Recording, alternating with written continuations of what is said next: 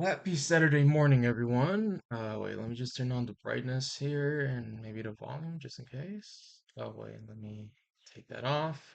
All right, so happy Saturday morning, and I'm making a Saturday morning video. And today's topic, I had a bunch of things I could have made a video on. I still have those in mind, but today I want to make a review slash political commentary on a video, on a book that I've read recently. I received it through Amazon on Wednesday, and yeah, on Wednesday, and I started reading it the day after, Thursday, and then I finished reading it yesterday, right?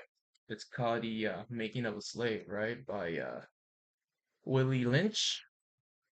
Um, when I first got or actually when I heard of the book at first, I thought, oh, because the guy mentioned, hey, so this book is about how to use slavery, and we're actually living in a different version of slavery.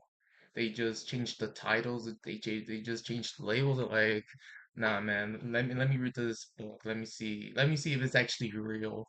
And I said I wasn't really gonna lose much. It was only like $4, right? So, but surprisingly, it was a very good read, and it was very not scarily, but I would say there were enough similarities to what we have now, right? So just to sum up the book in a few sentences, because it was like about 45 pages, right? It's a short book, right? Just to sum up what it was talking about how to make slaves obedient and compliant, right?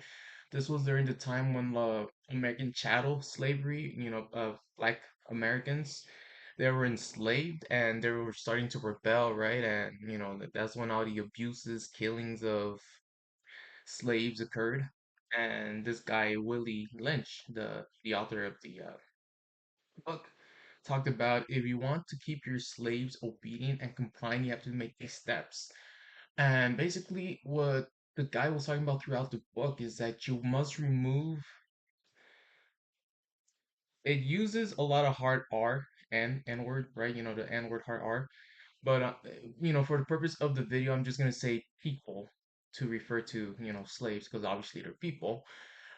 He said if you want to turn people into obedient, compliant slaves, what you need to do is you must remove them from their natural state because in their natural state, it's useless for the economy.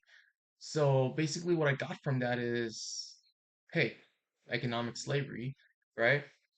And then you want to take them out their natural state because what happens is that if you leave them in a natural state, they'll be able to use what they've learned to be self-sustaining, right? I guess for our case would be filtering water, be able to hunt for food, um, or I guess use herbal stuff for medicine, right? You want to take them out that natural state because for them it's independence, right? And you have to keep them in a state of dependence, which is where the slavery part comes, right? You have to keep them into an institution, a artificially created institution, or I guess for our case would be society, right? Civilization, urbanization, the cities, right? You have to put them in those institutions and slave them, remove them completely from the natural state like we are now. You don't really see trees or rivers in the cities, right? And you have to put them in that state of dependence. And how do you do that? They basically use the analogy of a horse. You have to break the horse, right? You have to I forgot exactly what it said. But the point is, what one of the things you have to do is you have to make an example of one of the strongest men of the group, the most masculine, right? You have to set an example out of him, kill him, and beat the other ones near death, right? Um, and then make okay, yeah, there you go. And you have to make the women and the next generation, the babies, the younglings, make them fear that, hey, if you rebel against us, if you do this, you're gonna end up like these guys, right? So in a sense, the young are brainwashed from an early age. I need to be compliant, or else these are the consequences of rebelling. And then the females are taught in the book, hey, we need to be compliant, obedient, and we need to feminize our men so they're not hurt, and we need to masculinize our women to help them become more independent. So that's the concept of the book. And another important little detail to mention is that they do this while the men are working out in the fields all day, right? And another thing it mentions is that in the family unit, what they've done is that they masculinize the women and they feminize the men. The women are the one making the decisions, they're the one being masculine, while the man is, what they described in the book is that they're strong, dependent, and weak-minded. Um, so that's how they want the family unit to be, or best case scenario, the father isn't there, right? At least for the author of the book. And then it also talks about coded language. If the individual knows about whatever you're talking about, then your entire system of communication is compromised. And a good example I want to compare that to is the Epstein files, right? In the Epstein files, they used coded language that obviously you and I wouldn't understand until we had the context. They want pizza, they want grapes, they want, all that nasty stuff. So another way to control them is not having them understand coded language. We may speak the same language, but we don't really speak the same language. You get what I'm trying to say? Everything is coded. And actually, let me take a look. So freaking yeah, that pretty much covers most of it. But one thing that if I forgot to mention about the book is that it mentions that you want to get compliance and obedience through difference, through division, right? And one of the main tactics that they mentioned in the book is envy, fear, and fear, and I think the other one was distrust, right? So envy, obviously, envy of each other, envy of the rich, envy of what we have or what we don't have from one another, distrust of the government, distrust of each other, distrust of the political spectrum, left versus right, right? That's distrust. And then fear of the consequences, which is, like I mentioned, what was done to the most masculine men in the on those farms, on those plantations, and being made an example out of, and fear. And they also mentioned that if you want to bring it a step, keep it up a notch, you also want to bring in color, different shades of, if the black person was a little darker or a little lighter in terms of shade and toning. You want to bring color, you want to bring intelligence, you want to bring sex, you want to bring, it said size for some reason, and of course status. If you were a farm worker or you were a house worker, right? You want to keep the division within them, and that pretty much sums up of making a slave. And if I were to compare that to now, what do we have now? We have a state of dependence. Humans, we're not really allowed to farm our own rainwater because that's illegal. We can't really farm, uh, crops or anything because the the soil's full of GMOs and that'll ruin the. I apologize. My brother just walked into the kitchen. So what I was talking about is that you can't really farm your own crops because the soil's full of GMOs, right? That's creating a state of dependency. And obviously they're polluting the air with chemtrails. They say it's not harmful, but the government does what it does best. It likes to lie. They like to create a sense of distrust, right? And obviously fear, but that's besides the point. Um, and another thing is that even if you do want to go back to a state of nature, which is, being off grid, you might get fined. You might say, hey, you can't do that. That's a national park, this and that, blah, blah, blah. You get a bunch of excuses from the government as to why you can't really go off grid, unless, of course, you just so happen to be rich enough, right? So our government have let us the economic slaves because right here they mention slavery in an economic way, right? You want to keep the body and take away the mind. Take away the mind from nature, from independence, and keep their mind into the system, the economic system. And that's exactly what's happening to us now. They're using slavery now, but like I mentioned, it's in a different label, different title, right? It was called American chattel slavery back then, but now in one sense, it's economic debt slavery, right?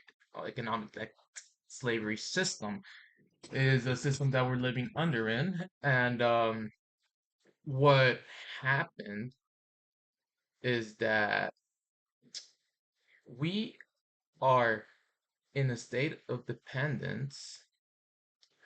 We are not allowed to return to our state of nature because otherwise, that there's legal consequences to that, right? And the government further has control over us through what? They divide us, right? They control us through race, color, through sex, when it comes to the workforce, and men versus women, the chads versus the feminists, whatever, right?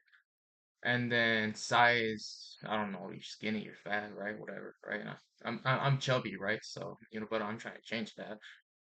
And status, whether you're rich, you're poor, you're famous, unknown, popular, a loser, whatever, right? All of it is really through labeling, right? And in this economic system of debt slavery, what makes them keep our mind is debt and the illusion of capitalism, just like the illusion of communism back then, right?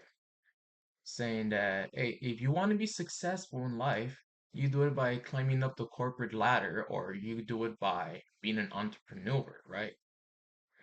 Being independent, nah, that's not good. You want to be in the system, you want to be dependent. So when the system falls economically or disastrously or whatever, you still rely on us, right? But if you really want to create that sense of independence, if you really want to be happy, you don't do that. You keep yourself in a state of independence, whether it be through nature or other means, right? And it would be completely up to you, your lifestyle, right? But I would say that's just my pick, right? And moving on to the whole family unit portion, what happened there? We have a rise of single mothers. We have a rise since the 80s. Masculinity went down due to trash, right? Now you have these toxic influencers like Andrew Tate, like, oh, you want to be a real man? You must bring in human traffic a bunch of girls. You must do this, blah, blah, blah. You must pimp out a bunch of girls. And that's today's version of masculinity, being compliant to the system, being compliant to the system and being rewarded by that same system through using vices, through using the tools of modern day slavery, right? Which is our vices. I just said it, right?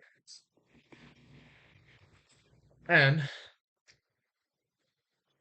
from the 80s, I would say till now, what has happened was that there is an attack on masculinity, and we see it now.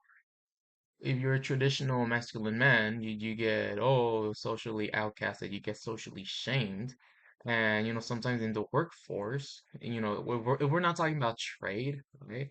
Like, oh, let's stay away from this guy, or let's fire this guy. Let's just make up an excuse, right? You get those type of excuses, right? Um, and especially with all that generation of men gone, what you're left is with the weak. You're left with the weak-minded men, just like the book mentions, right? You want to keep the body. No, you want to keep the mind. You want to take the mind and keep the body. Pardon me. So they started reproducing with weak-minded men, and then they create children that are like that, right? Like, oh my God, this guy's this and that, blah, right?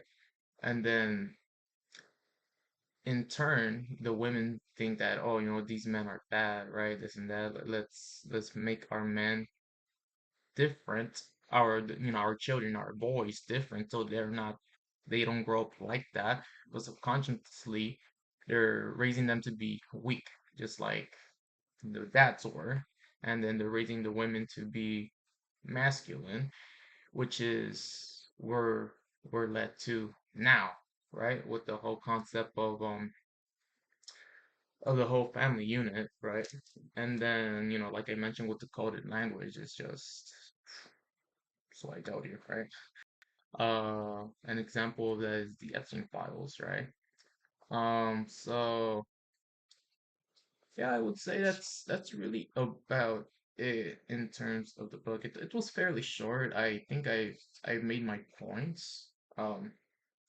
Whether they're clear enough or not, it's up to your interpretation. But yeah, I felt like I really needed to make a video about the book. It's just, ooh, it's a good book. It's a good book. I would recommend you guys reading it. You'll see a lot of similarities with it, but there were some things I didn't really understand, so I might have to give it a second read. It's like, one of those tidbits were like, oh, I think I might have to read back again just to make sure I get this part or that part. Yeah, it's one of those books. But other than that, I would say it was a solid read, especially when you start comparing what happened then to what's happening now. They're taking the soul of men and women and turning it against each other. And for what? For control, for economic slavery. Economic slavery that this country created with the creation of the Federal Reserve in 1912, 1913. And ever since then, we've been in this spiraling debt crisis, which now is getting worse since we're at $42 trillion in debt, something like that, right? Well, anyways, I think that's the end of the video. Yeah, it looks like everyone's gonna use the kitchen, so might as well make it a good point to end it now. So later. This is an after recording edit of the video. I just wanted to mention is that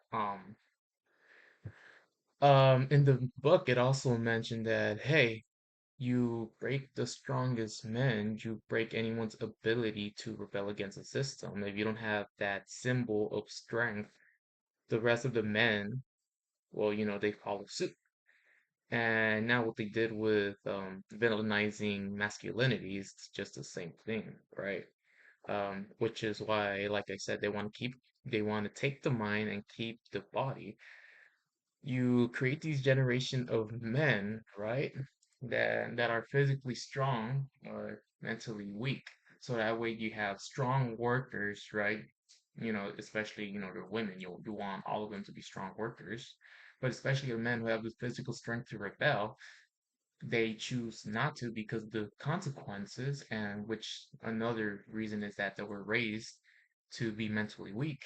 And they were brainwashed with the consequences that were inflicted onto the strongest men of their societies that, hey, if you rebel, this will be your punishment too.